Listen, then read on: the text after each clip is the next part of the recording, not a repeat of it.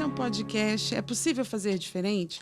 Um podcast que debate sobre as dúvidas e questionamentos do mundo da maternidade, do desenvolvimento infantil e de todos os outros desafios que englobam a educação e o desenvolvimento das nossas crianças.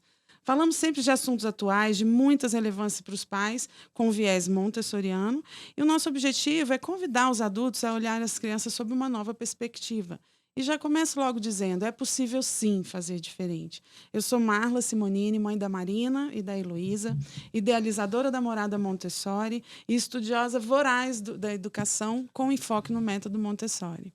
Olá, eu sou a Júlia Webb, mãe da Cecília, psicóloga, empresária e uma curiosa sobre o método Montessori. E estou aqui para mediar esse super episódio especial. Esse de hoje é super mesmo, né? Então vamos lá, né? Atualmente estamos vendo, né, muitas famílias em busca de psicólogos, neuropsicólogos, analistas de comportamento, terapeutas ocupacionais, enfim, né? E também, né, e infelizmente, muitas crianças sendo medicadas por dificuldade de lidar com os próprios limites, né? Pais se sentindo impotentes dentro da relação com os filhos, professores que não têm espaço para acessar a educação que essas crianças estão recebendo, né? Grupos sociais entrando em pequenos colapsos por razões muitas vezes pouquíssimo relevantes, né? Então, assim, e para conversar sobre isso, que são questões muito profundas, nada mais, nada menos, quem está aqui com a gente é o Jorge Ponciano, né? Então, Jorge, daqui a pouco a gente vai te apresentar, mas a ideia é essa. Onde foi que nos perdemos, Jorge? Né? Precisamos da sua luz. Jorge Ponciano é professor titular emérito atuante na UNB, autor de 14 livros, presidente fundador do Instituto Gestalt Terapia de Brasília, é graduado em filosofia e teologia e doutor em psicologia pela Pontifícia. Pontifícia Universidade Salesiana de Roma, na Itália. É psicólogo clínico e gestalt terapeuta, possui 2 pós-doutorados na Inglaterra, é sem dúvida um dos grandes nomes da psicologia brasileira e em especial na área de psicologia clínica, por sua contribuição em divulgar e construir conhecimento e consolidar a formação de profissionais nas áreas da psicoterapia de grupo e na gestalt terapia. Bom, Jorge, queria primeiro agradecer pela sua presença, né? Estamos muito felizes aqui por poder fazer esse episódio junto, né, junto a você. É, eu também, para mim é uma honra te receber. A gente sabe de tanto que você é demandado. Então, para nós aqui é um orgulho imenso. Eu vou guardar esse momento para o resto da minha vida. Vou mostrar para minhas filhas, para os meus netos e bisnetos. E vou guardar isso para sempre no meu coração. Obrigada, Jorge. Você quer falar mais alguma coisinha sobre você? Vamos começar? Bem, então, boa tarde, né, Júlia, né, Marla, boa tarde todos, todas que por esse país afora, onde quer que estejam me escutando. Bom, eu sou Jorge Ponciano Ribeiro, eu nasci numa cidade chamada Granjas Reunidas, que hoje não existe mais, aliás, não é uma cidade, é um povoado. Eu tenho 90 anos e sou meu pai, eu sou um homem indígena, né? O meu pai era filho de uma indígena do povo Tapuia. Eu sou negro.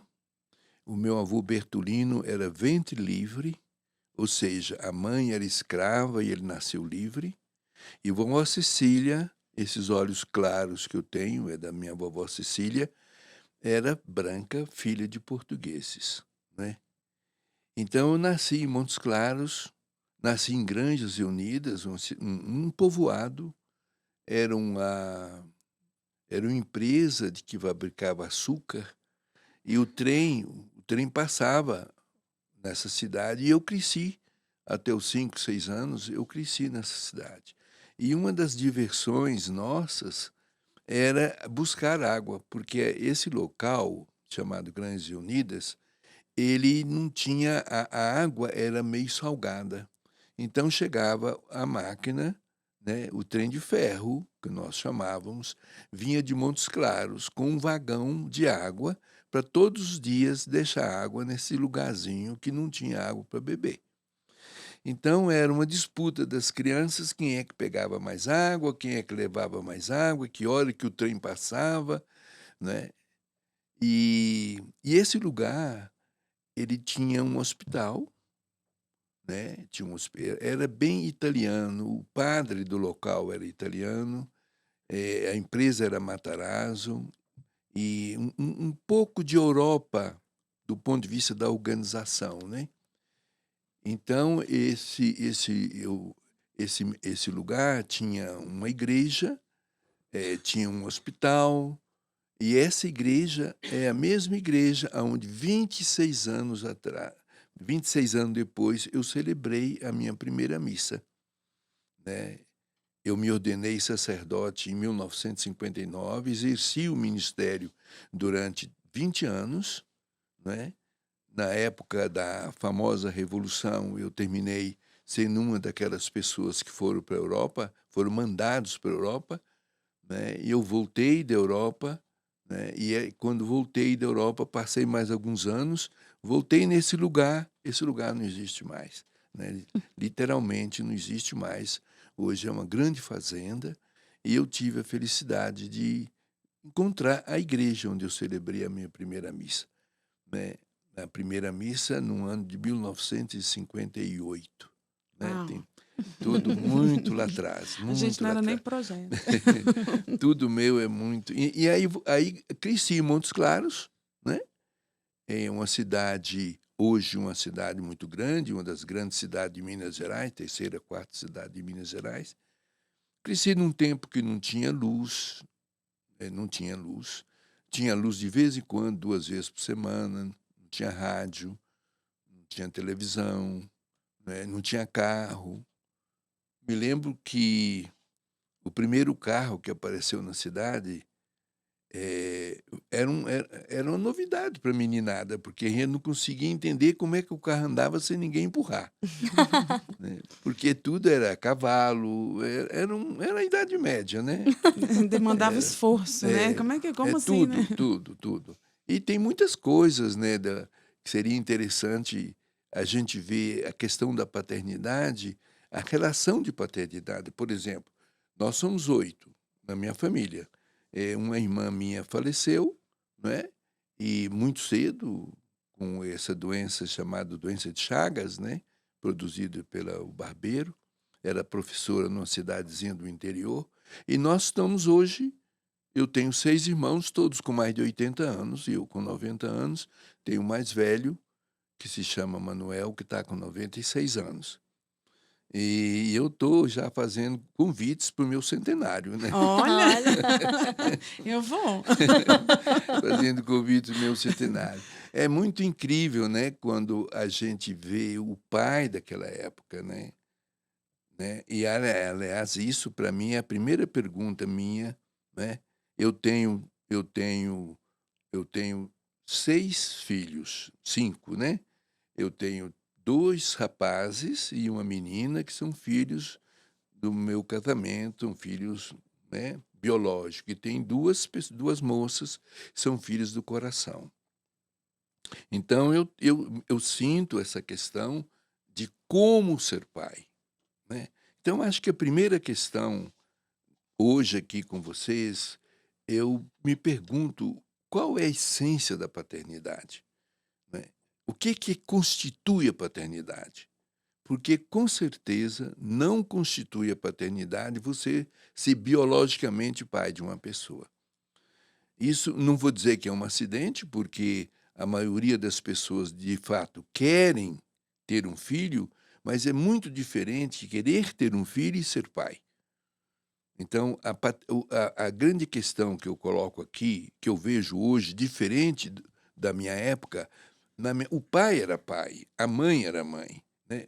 Aquela coisa do cuidado, de exercer a função paterna, aquela vigilância cuidadosa, amorosa, né? Presente, né, João? Presente, e a questão que parece estranho falar obediência, né? A gente era obediente. A gente acreditava que o pai e a mãe eram pai e eram mãe. Então, ser pai e ser mãe antigamente era mais do que ser homem e ser mulher. Era realmente ser mestre, né? A escola, né? A escola era realmente uma escola onde você aprendia e aprendia a ser um cidadão, a cuidar da natureza. A natureza era uma das coisas mais importantes, né, da nossa infância, porque a gente vivia na natureza e da natureza. Então, eu acho que essa pergunta, né, o que constitui a paternidade? Todos os pais que estão me escutando, né, podem se perguntar: eu realmente sou apenas pai ou eu exerço a paternidade?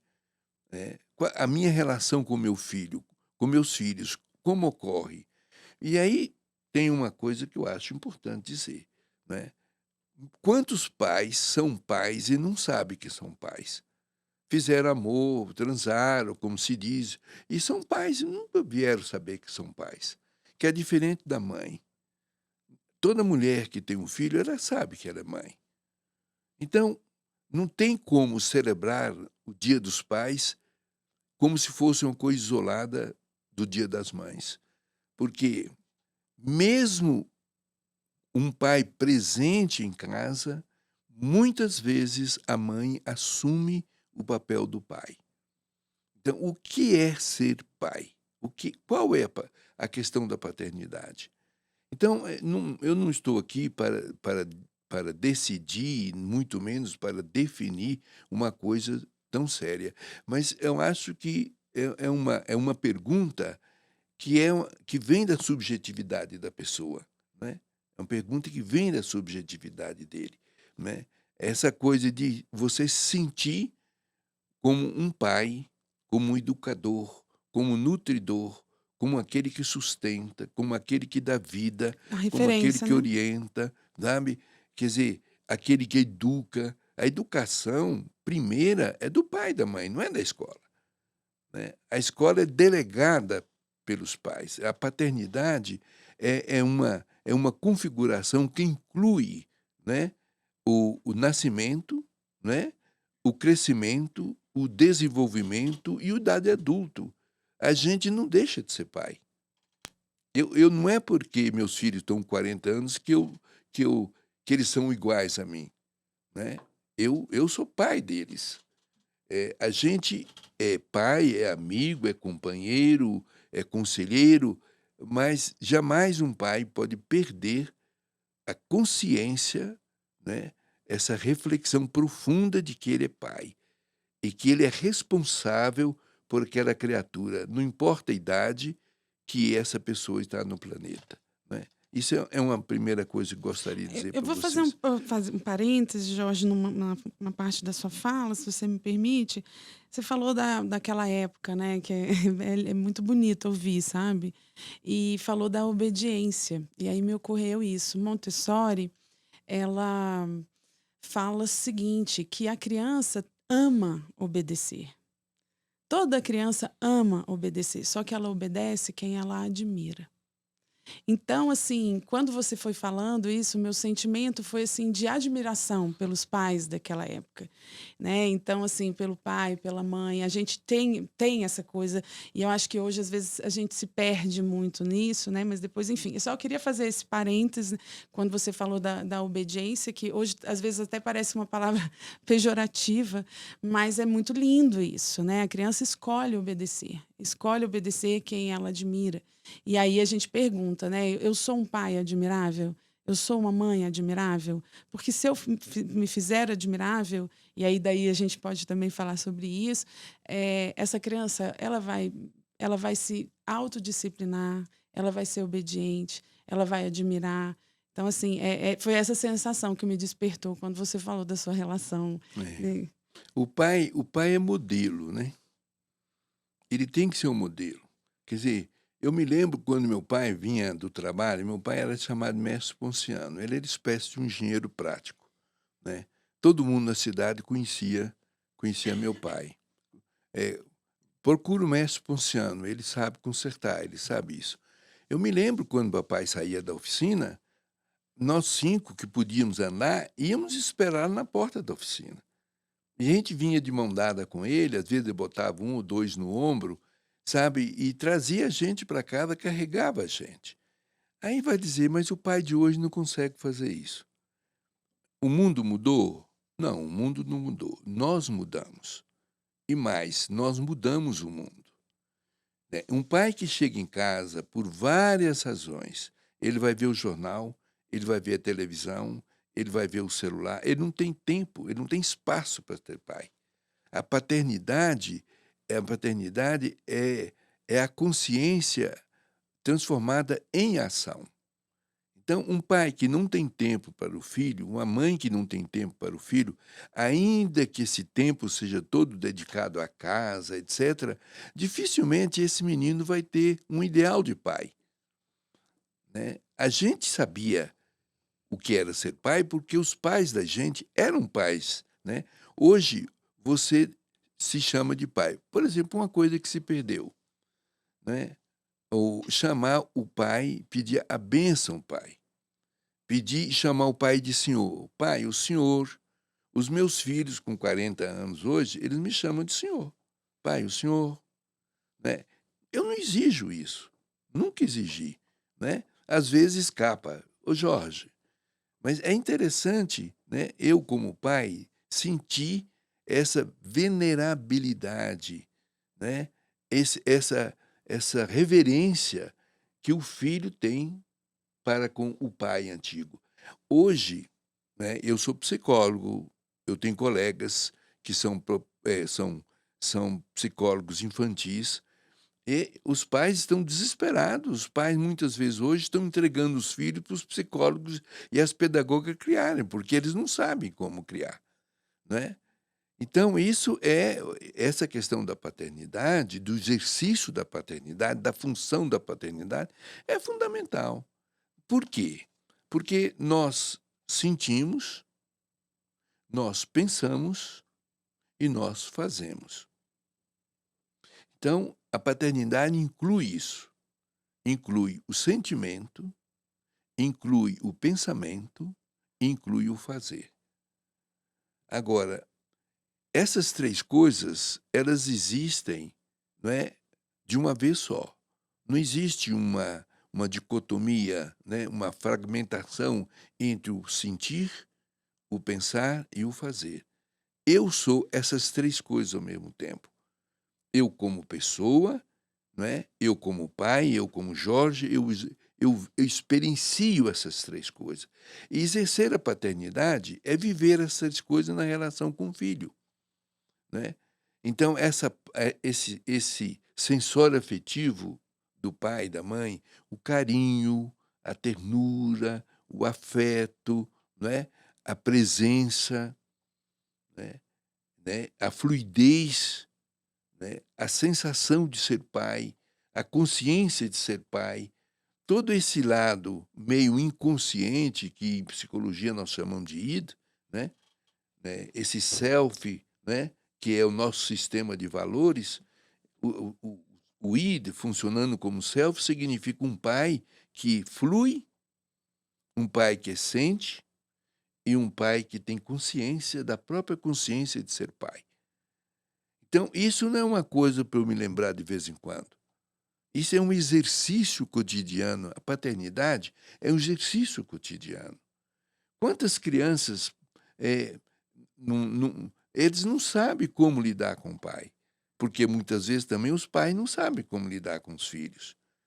Mas eu deixo aqui essa leitura, né, de que é fundamental que o pai exerça uma dimensão que lhe é característica como essência humana, que é um pai que vive com relação aos filhos, com relação à mulher, o sensório afetivo, que é a fluidez, que é a sensação, que é a consciência da própria consciência.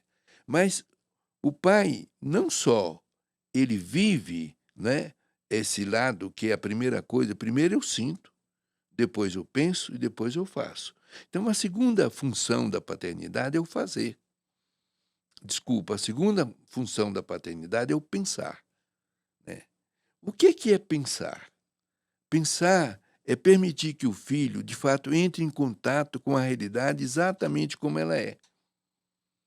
Então, um pai presente, ele ensina o filho a pensar. Né? O que é pensar? Entre outras coisas, é conviver com relação de causa e efeito.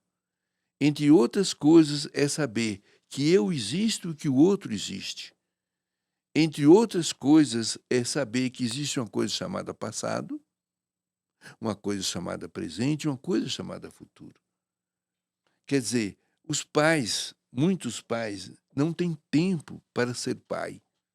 Não tem tempo para ensinar a criança a pensar. Entrega para a escola, né? A escola é que vai ensinar você a fazer isso ou fazer aquilo. Então, a primeira coisa, né, eu chamaria, é ensinar o filho a perceber que as coisas que começam, elas têm um meio e têm também um fim, né?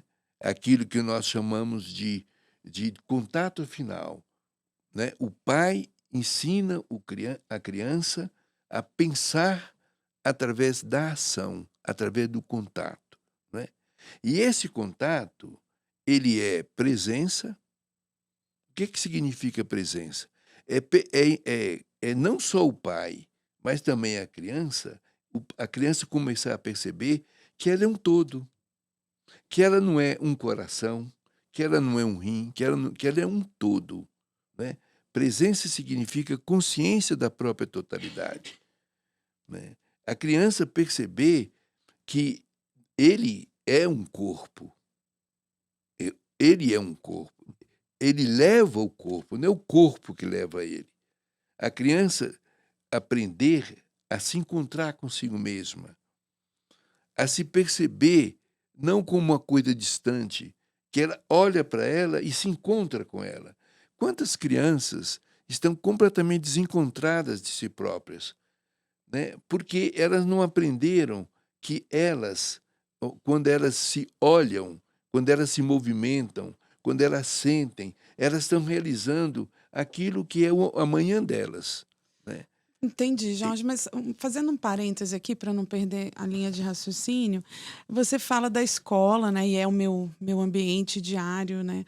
Se esse pai, se essa mãe tá perdida, igual você colocou, tá desesperada, não tem. E a gente, assim, a gente não dá o que a gente não tem para dar. Então, assim, eu entendo que o pai teria que ensinar tudo isso, né? A sentir, a pensar, a gente colocar esses 3 vetores de preferência na mesma direção, né? Sentir, pensar e agir no mesmo, que a gente no humanismo chama isso de congruência, né?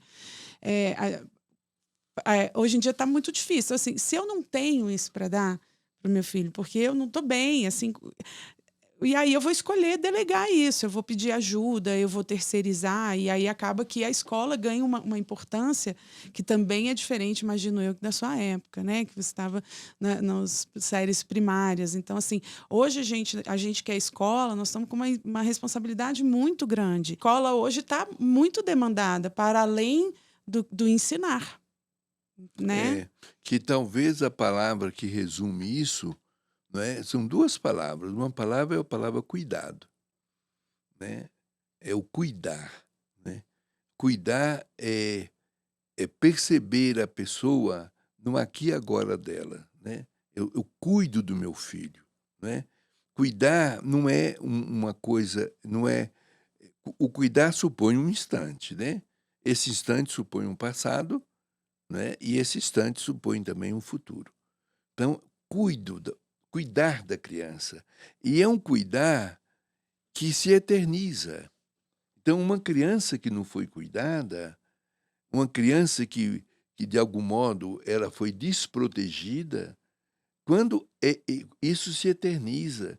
No consultório, quantas vezes pessoas já com idade dizem: eu não me lembro do meu pai ter me colocado no colo.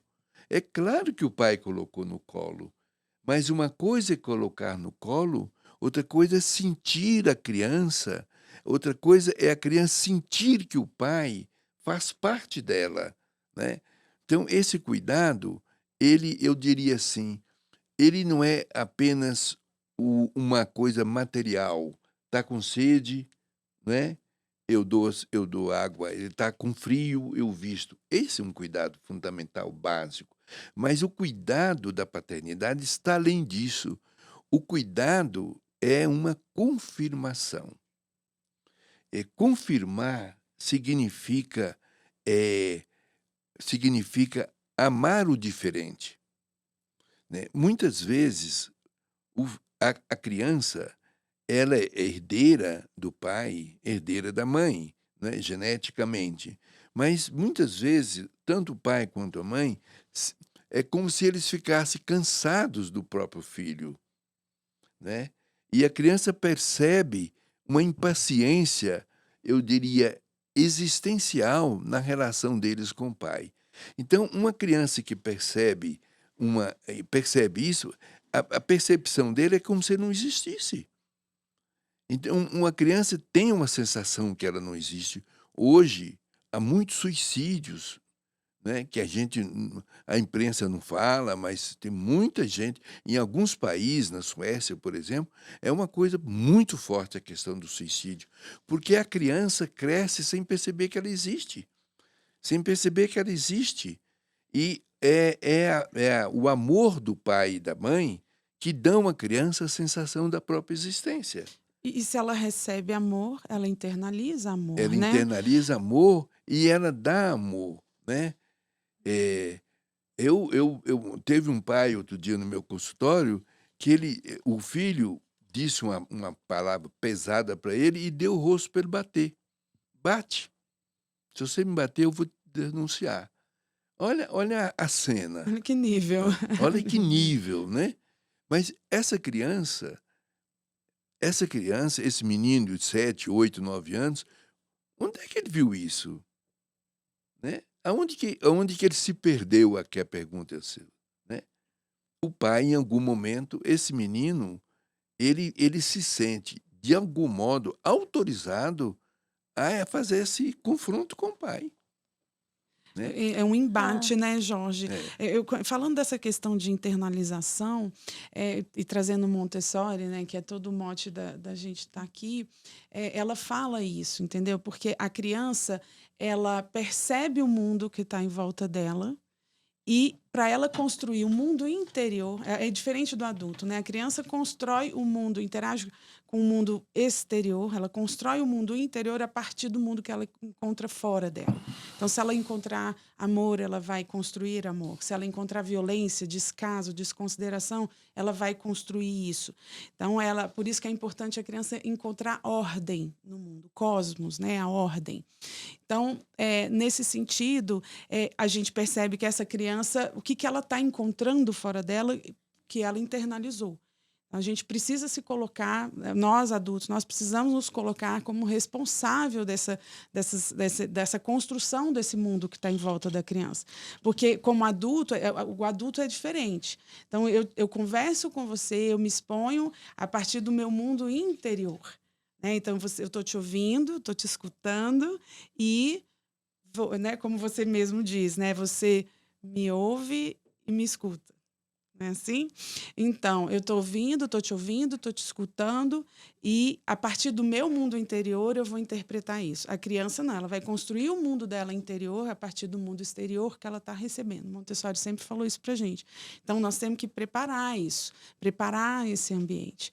Né? E aí, essa criança que fala assim, me bate porque eu vou te bater, quer dizer, ele está se colocando em pé de igualdade com esse pai, né, e está se autorizando a fazer isso, quer dizer, ele não reconhece uma autoridade no pai, e isso é importante, e reconhecer a autoridade é importante, inclusive, para admirar. Se eu vou obedecer, se a criança ama obedecer e ela obedece quem ela admira, né, e ela não admira, olha só, tá tudo errado, né? Eu não ofereci um mundo para ela um mundo adequado para ela internalizar. Por causa disso, ela não me admira. Se ela não me admira, ela vai se igualar e vai entrar em embates desproporcionais, totalmente desproporcionais.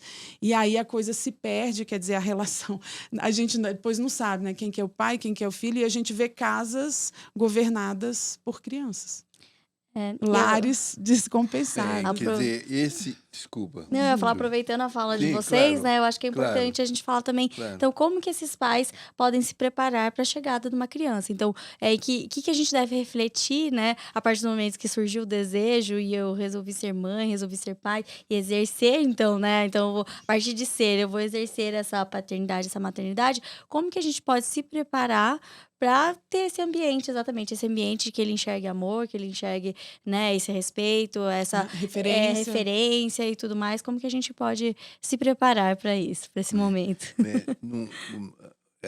A gente, o tempo, né? Existe um tempo que é um tempo cronos, né? É um tempo matemático. Existe um tempo que a gente chama de kairos, que é o tempo da graça, é um tempo sem tempo. Então, esse tempo da infância é um tempo sem tempo, sabe? Embora, e porque é um tempo sem tempo, você tem que ficar muito atento, né, àquilo que eu estava dizendo antes, né? No sentido do pai, né? Ele é aquele que ama, ele é aquele que pensa e ele é aquele que faz, né? O que é fazer? O fazer, normalmente, a gente trabalha o fazer sob 3 aspectos. Primeiro é a motivação, é o primeiro momento do fazer. A motivação gera a ação e a ação gera a interação.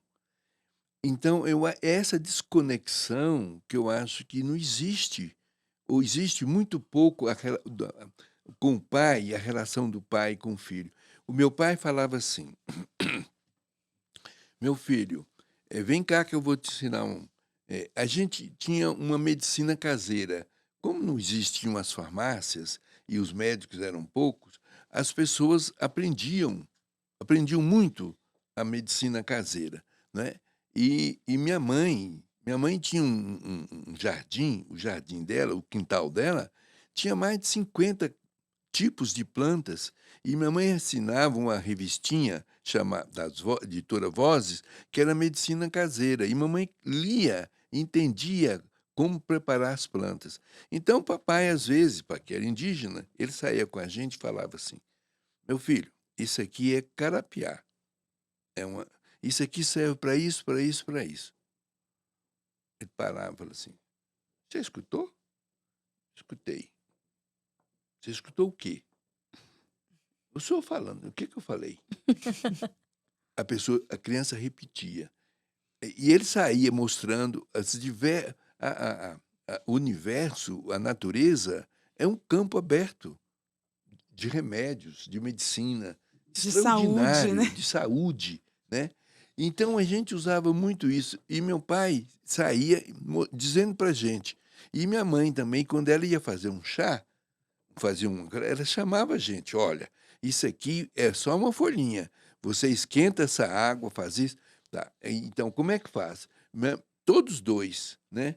Eles tinham essa atenção. Por exemplo, uma outra coisa. A comida de antigamente era a comida que aparecia. Hoje tem comida que sobra, né? E sobra mesmo. 8 Antigamente, opções de pratos. antigamente era arroz, feijão, a verdura, etc. Sobrava alguma comida, aquela comida antigamente, tudo nada se perde, tudo se transforma, né? Aí você perguntava: mãe, o que é isso? Minha mãe nunca disse qual era a comida que estava na mesa. Ela dizia: prova. Eu me lembro de: "Ô, pai, o que é isso? Como, meu filho?" E mamãe dizia: filho, vai lá no quintal e pega essa planta para mim. Quantas vezes meus irmãos, a gente esquecia a planta e minha mãe, aí entra o fazer, né? A paciência do fazer, o fazer da paciência, ensinar a criança a amar aquilo que ela está fazendo. Não é fazer por fazer, é amar a criança, ensinar a criança a ter prazer de, de fazer as coisas corretamente. Quantas vezes eu escutei da minha mãe: meu filho, é bom ser bom. Cansei de escutar isso. Meu filho, é bom ser bom. Então, a gente ia, e meu pai dizia: então, meu filho, você não sabe. Eu dou exemplo do carapiá, que serve para gripe, um punhado de coisa, né? E papai, então vem cá, eu vou lá no quintal mostrar para você de novo o que é o carapiá. A criança de hoje, ela tem o celular na mão. eu fico pensando, qual é o mundo daqui a 20 anos? Esse menino com 4, 5 anos, que sabe ligar a televisão, que tá errado? Não, de jeito nenhum. Não tem nenhuma condenação em você saber as coisas. Mas é um saber que parece que é um saber cognitivo que não tem como base a emoção, né? Não tem o sentimento. Então, é um saber desconectado do sentimento. Então, uma criança muitas vezes tem uma fragmentação entre o que ela pensa e o que ela sente e o que ela faz. Isso é comum hoje, uma fragmentação entre o que ela sente, o que ela pensa, porque ela não tem essa conexão.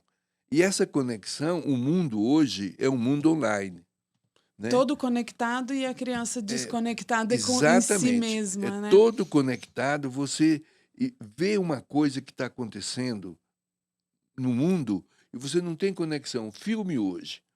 A maioria dos filmes, a pessoa. A maioria dos filmes, todo mundo tem arma. Todo mundo atira. Parece que atirar e matar uma pessoa é igual eu ia dizer matar um pássaro, porque não pode matar pássaro também. Isso era outra coisa. Papai falava, a gente saía para matar passarinho. Antigamente, a gente matava para comer. E papai falava, você pode matar o passarinho, mas se você matar um passarinho, você vai ter que comer. Você não pode matar um passarinho e depois deixar ele para lá porque ele é pequenino. Se ele é pequenino, não mata, né? Então tinha toda uma cultura que a gente crescia com aquilo, né? Então, esse saber conectado à emoção e ao fazer é fundamental. E muitas vezes a gente entrega o celular na mão de uma criança de 6, 7 anos, dá graças a Deus que ele dormiu com o celular na mão, né? Antigamente, não, né? É a oração, a prece, né?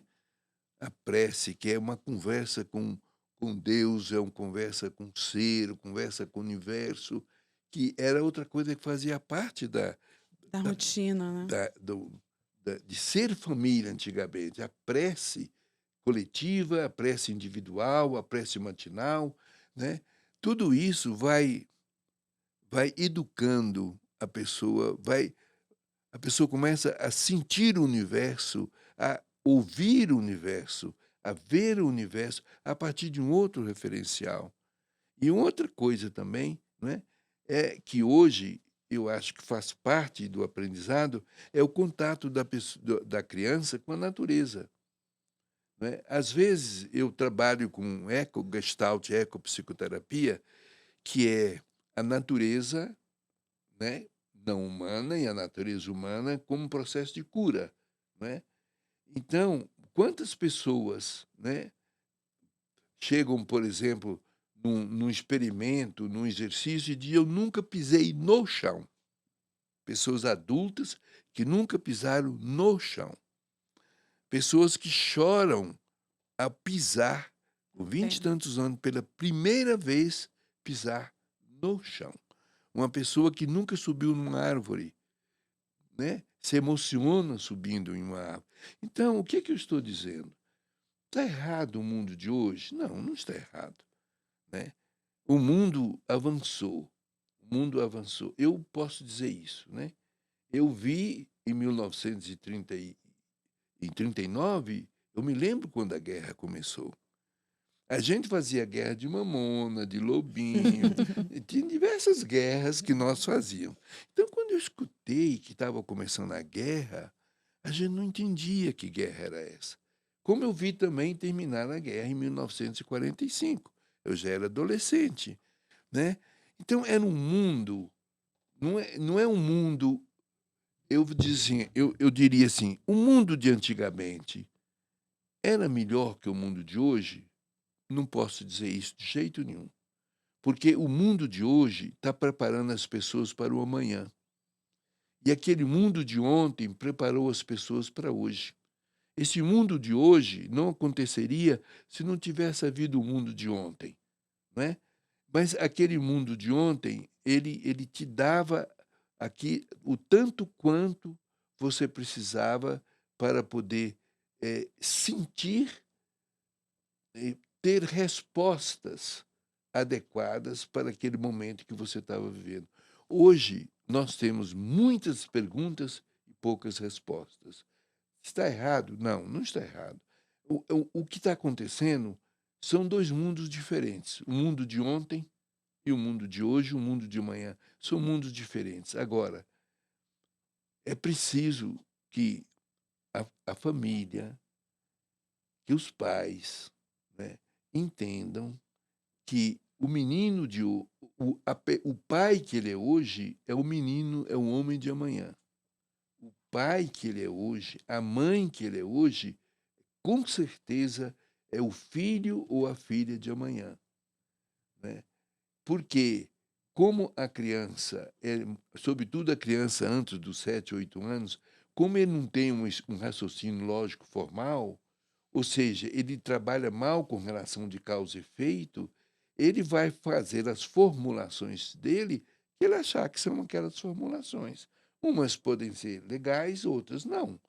Então, é função do pai, da mãe, da paternidade, o exercício da paternidade supõe acompanhar, supõe presença, supõe encontro, supõe cuidado, supõe que você se inclua, né? Como um pai se incluir no mundo mental, emocional de uma criança, né? Quantas vezes a gente escuta o pai dizer para uma criança de 5, 6 anos, seja homem? Mas o que ele está dizendo quando ele fala seja homem? O que é ser homem? Não é? Ser homem é ser bruto? Ser homem é ser covarde? Não. Ser homem, não é? A gente não pode esquecer, e aqui eu não posso esquecer disso, né? Que nós somos criados à imagem e semelhança de Deus. Eu não posso esquecer isso, né? Quando Deus diz, façamos o homem à nossa imagem e semelhança, ele está dizendo que deu a gente, né? Deu a gente um corpo, deu a gente uma alma, deu a gente um espírito, para que essa trindade cognitiva, existencial, possa formar da gente uma pessoa que, ao olhar para si e para o outro, encontre o caminho do amanhã, né? A criança precisa de ter o pai e a mãe como mestres, como aqueles que realmente sabem. A paternidade não é delegável. Paternidade não é delegável. A maternidade não é delegável. Você não pode renunciar à obrigação de ser pai e de ser mãe. E você é responsável pelo filho, pela filha que você colocou nesse planeta, né? Não, quando a gente reclama, né, do mundo que está aí, esse mundo que está aí, o mundo é uma abstração, né? O mundo é uma abstração. Agora, o mundo é feito de você, né, de mim, de você e do outro e do universo. Então, essas coisas têm que estar juntas. Então, ser pai e ser mãe é um eterno ajustamento criativo. Ou seja, você vai mexer não só com a estrutura da pessoa, mas com a forma e o funcionamento. Então, é preciso de entender que o modo como você ensina a criança, a forma como ele trabalha, né, o funcionamento dele não pode ser um funcionamento do pai e da mãe, né, distante daquilo que é a estrutura dele. Então, a criança vai se tornando adulto, né, a partir do pai e da mãe, né? Então, vamos pensar um mundo de amanhã, um mundo que inclui a natureza humana, né, que somos nós, a natureza não humana, de tal modo que a paternidade e a maternidade caminhem juntos, de tal modo que, quando eu olhar para trás, daqui a alguns anos, eu vou me lembrar do meu pai e da minha mãe, vou me lembrar com saudade, como dois mestres que me ensinaram a olhar o futuro, a olhar o mundo, a olhar a mim mesmo, né? Como um ser que celebra a vida, não sozinho individualmente, mas um ser que celebra a vida com o outro. O outro não é uma exceção, o outro não é um problema na minha vida, o outro é não é um problema, é uma solução na minha vida.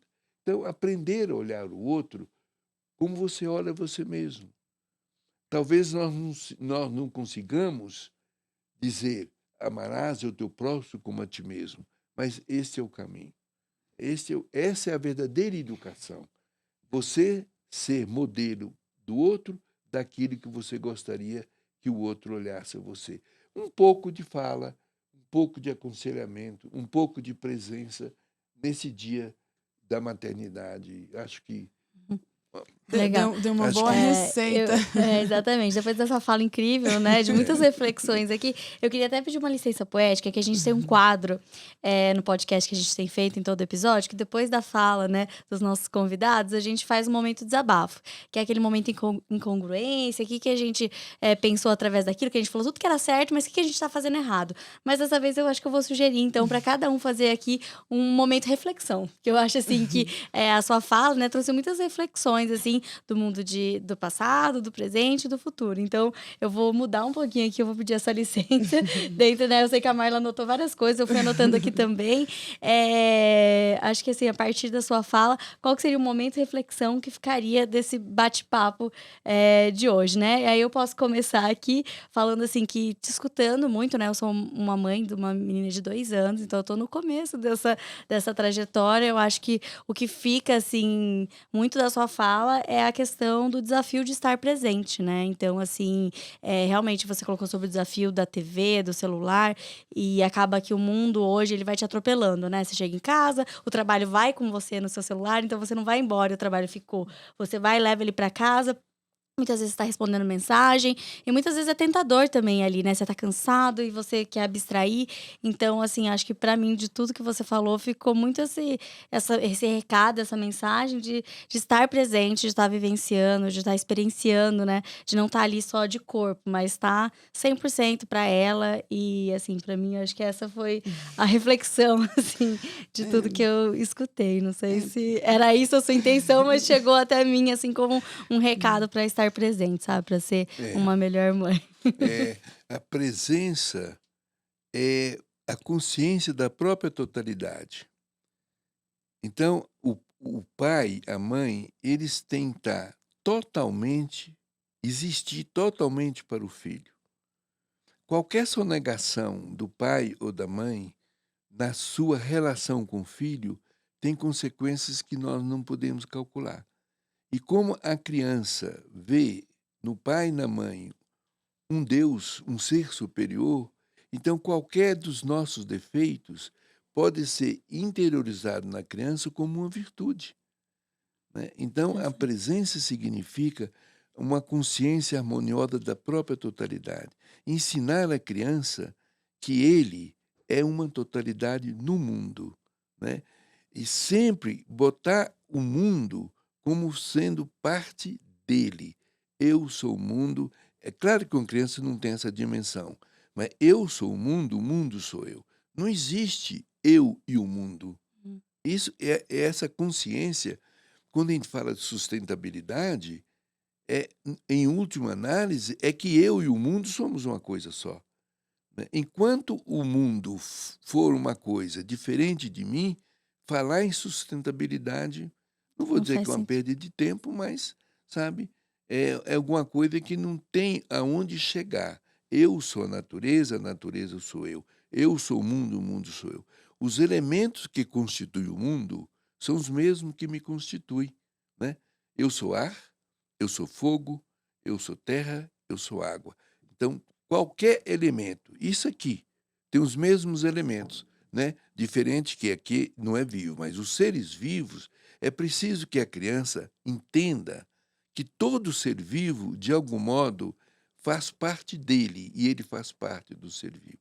Então, isso significa presença, consciência, é na linha É essa linha mesmo, sabe? Qual eu fico seu Agora, momento de o reflexão? meu momento reflexivo é sofrido, né? O Jorge sempre me faz sofrer, né, Jorge? Porque ele fala que a gente tem que se incomodar, né, Jorge, para mudar, para criar um desconforto, um desequilíbrio. É o que eu sempre gosto de falar, né? Que o caos é a pré-ordem, antecede a ordem, aprendi Exatamente. isso. Então, assim, eu acho que a minha reflexão fica assim, como escola, né? Quer dizer, a gente está vivendo um momento em que esses pais estão perdidos, né? Eles não estão conseguindo ser referência, porque talvez eles mesmos tenham perdido as referências deles, então a gente não tem, ninguém dá o que não tem, né, para dar. Então, assim, como escola, fica o meu grande desafio de criar um ambiente confortável, não só para as crianças, mas criar um espaço para que esse pai se encontre por meio da relação da criança, deixar a criança conduzir isso, né? Então, agora eu preciso trazer esse pai para perceber essa criança, para deixar a criança dele ser resgatada também por meio dessa paternidade. Eu acho que isso pode ser um papel muito importante da nossa escola. Quando você estava falando, também lembrei de um episódio da Maria Montessori, de uma criança em Roma, no bairro de São Lourenço, né? Que eles, na época, começaram a aparecer muito para a imprensa, a escola, as crianças se destacando. E aí foi uma jornalista e falou assim para a criança, né? Assim, essa aqui é a escola que todo mundo faz o que quiser, que as crianças fazem o que querem. Aí uma criança falou para ela assim, não, a gente quer fazer o que está proposto aqui. É diferente. A gente não faz o que a gente quer fazer o que está aqui para a gente fazer. Então, assim, o despertar desse desejo, né? Construir, assim, e Montessori também fala isso, que a criança é o pai do adulto. Quer dizer o quê? É a Marla criança que me constituiu, né? Então, assim, o pai do adulto é o adulto essas crianças hoje, a Cecília, filha da Júlia, assim, as crianças de hoje serão pais dos adultos que elas serão Com um certeza. dia, né? Isso Montessori sempre pater hominis, né? Que Montessori traz isso. Então, assim, eu acho que é um desafio muito grande. Hoje em dia, infelizmente, não é um fenômeno o contrário que acontece na Morada, que eu me sinto muito feliz com isso, porque é um lugar que os pais pedem para estar na escola, a gente montou, sem ser minha intenção, uma escola de pais. Então, assim, é muito legal, porque todo mundo que trabalha na escola fala assim, se queixa do tanto que é difícil trazer o pai para a escola. Lá na Morada, os pais espontaneamente criaram uma escola e aí eu tive que me preparar também para acolhê-los nessa demanda, né? Então, tá muito bonito o trabalho e eu acho que agora, com a sua fala, assim, o peso da importância da escola, assim, para mim, assim, cresceu muito, porque eu preciso nortear esse pai que perdeu a referência, porque ele não vai conseguir ser referência, ele não está conseguindo ser referência porque ele não tem a dele. Né? Então, assim, a gente precisa resgatar. Então, mas já perdeu, já era? Não. Se você está com seu filho aqui, deixa ele te ensinar. Segue a criança. Né? Segue a criança, observa a criança. Uma vez Montessori foi pedido para ela assim, como é que você pode definir, a senhora pode definir o seu método com 2 palavras? Ela pensou e falou assim, observar, esperando e esperar. Então, né, esperar, observando, observar e esperar. Dar o tempo, né, vamos observar o que essa criança está me pedindo, o que ela precisa. Então, assim, nós temos aí muitas ferramentas e a gente não precisa de nada mirabolante, né? A gente tem a gente tem todas as ferramentas para consertar isso, para reconstruir um mundo, né, essa proposta de ser referência, né? Então, assim, o último encontro de pais que eu fiz foi exatamente isso. Falei, olha, a gente vai conversar hoje e no final do dia cada um vai fazendo um caderninho, umas observações assim, como que eu faço para ser um pai admirável? Porque todos os pais querem uma criança obediente e disciplinada, mas essa criança vai te obedecer e se autodisciplinar se ela te admirar. Então, assim, qual é o meu dever de casa? Ou seja, né, eu acho que o segredo é esse, é trabalhar nessa presença, né? Essa presença qualitativa, né? Com qualidade, com tudo. Então, assim, vai ser assim, uma caminhada, né? Eu tenho fé que nós vamos recuperar isso e eu não consigo perceber uma mudança que não parta de uma reflexão pessoal muito íntima. E a criança está ali, ela está prontinha, está ensinando para a gente o tempo todo. A gente só precisa se apequenar para que essa criança cresça. né, para elas nos ensinarem, nos guiarem e a gente construir essa referência que está faltando. Né? Eu gostaria de acrescentar uma coisa. Você falou de duas palavras, né, da Montessori. Normalmente, eu, a fenomenologia, que é o estudo do que está aparecendo para a sua mente, ela se preocupa com três coisas: com o que, com como e com o para quê. Né? O que está acontecendo, como está acontecendo o que está acontecendo e a que serve acontecer o que está acontecendo. A criança, normalmente, ela não tem essa conexão. Mas, às vezes, eu penso que educar é trabalhar com essas três palavras, né?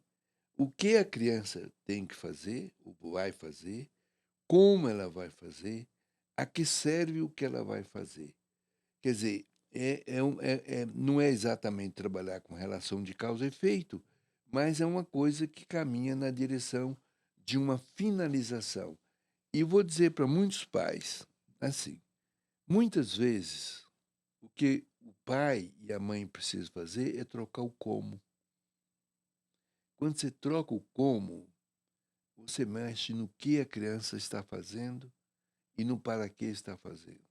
Então, o pai que repete constantemente uma determinada atitude, um determinado jeito de educar, e vai dizer não está valendo a pena, talvez, né? Se você entende que trocar o como está acontecendo, o que você está fazendo, talvez você possa dar grandes passos na estrada. Às vezes, a gente dá grandes passos fora da estrada. Porque o que, o como e o para quê daquilo que está acontecendo está distante, de fato, daquilo que está acontecendo. Então, acho que essa é uma coisa muito sintética que eu estou falando, mas acho que o pai e a mãe podem dizer assim: o que nós estamos fazendo com os nossos filhos? Como nós estamos fazendo com nossos filhos? E a que serve nós estarmos fazendo o que nós estamos fazendo? Ponha isso numa reflexão, numa meditação entre vocês, que talvez de uma maneira lenta, mas talvez eficiente, você comece a mexer na estrutura da educação dos seus filhos. Um conselho. Jorge, muito obrigada, viu? Foi incrível, né? Eu acho que esse é um podcast para a eternidade. É um podcast que a gente guarda e quando o coração apertar, a gente ouve de novo, e de novo, e de novo. E suas palavras, se depender da gente, vão se eternizar, né, Com Jorge? certeza. Muito obrigada pelo seu Obrigada. tempo. É, Foi lindo, foi maravilhoso. Pelo E aprendizado, eu acho né, que pela até o seu fala. centenário a gente podia fazer mais alguns, né? Não? Vamos combinar? Isso É isso. Obrigado também. Eu acho que, acho não, a gente usa muito a palavra acho, né? Esse momento foi um momento sagrado, né? Um momento de profunda espiritualidade, né? Espiritualidade não tem a ver com Deus diretamente. Diretamente, sim. Espiritualidade é uma dimensão humana, né? Eu sou matéria enquanto corpo, eu sou espírito enquanto alma. Então, a materialidade e a espiritualidade são dimensões humanas. Só que, digamos assim, de uma maneira muito simples, a ciência ficou com o corpo e as religiões ficaram com o espírito. E isso criou uma fragmentação que, do ponto de vista da educação, é muito prejudicial, né? Então, a gente precisa de entender que a espiritualidade é a busca do amor, toda vez que você está no mundo do amor, da compaixão, do cuidado, da presença, do afeto, você está no mundo da espiritualidade. Porque presta atenção, quando a gente está no mundo do amor, da compreensão, esse momento aqui, alguém aqui pensou que é um corpo, que tem um corpo? Ninguém pensou no corpo. Então, se não pensou no corpo, pensou em quê?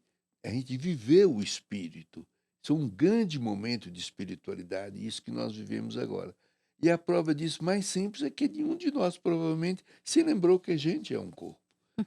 Se eu não me lembrei que eu sou um corpo, qual é a outra dimensão que estava funcionando? O Espírito. E como é que se chama isso? Espiritualidade. É uma dimensão humana. Mais um ensinamento. Mais um, né? Para a posteridade. Jorge, é isso. Obrigado. Eu que Queria te agradeço. falar que Agradeço a vocês duas. Nossa, é maravilha trabalhar com vocês. Vocês todos que estão, os técnicos que estão aqui. Né? no mundo existem É. pessoas e pessoas, mas você está entre as especiais. Todos te- estamos. e Nós tem- somos muito especiais. Todos nós somos. E tem algum lugar que a gente consegue ver seus livros sobre você? Algum Instagram? Você tá em alguma Nas redes nas redes sociais. sociais? Eu não sei, eu não entendo muito disso, não. A gente te A acha. gente te coloca, acha. a gente acha. E o Eu tenho um podcast. punhado de coisa por aí, mas A gente coloca aí embaixo aqui Nas na letras miúdas. descrição, exatamente. Tá E o legal. podcast vai estar no @Morada Montessori e também no @Marla, né? É @Marla Simonini e @Morada Montessori. Agora a gente tem que falar essa linguagem, Jorge. Exatamente. Tá bom? Obrigado. Muito obrigada. Obrigada. Vocês, obrigado.